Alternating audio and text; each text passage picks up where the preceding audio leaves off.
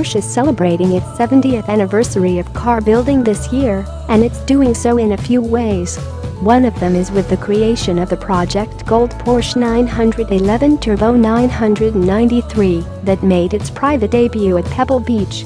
Another way Porsche is marking the event is by taking the very first Porsche to bear the family name on its own, the original 356 prototype, on a world tour to be displayed.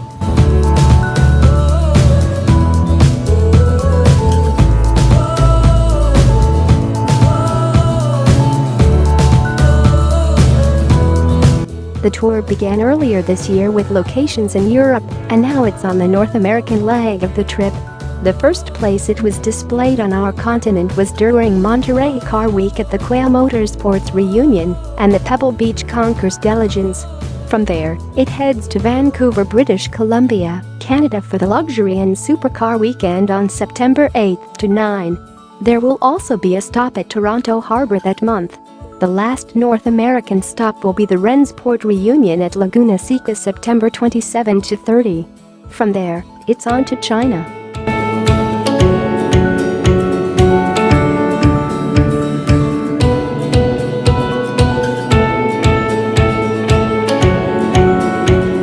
In case you're not familiar with this little Porsche, it is the first Porsche sports car the company built that was given a registration tag. It's the precursor to the Porsche 356 sports car that was sold through the 1950s and early 1960s until the 911 was introduced.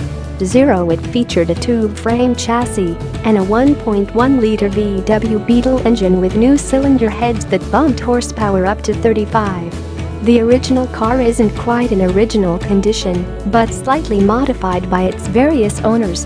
Porsche kept it in this form to maintain the car's history, but the company did fabricate a recreated example of the car's original body.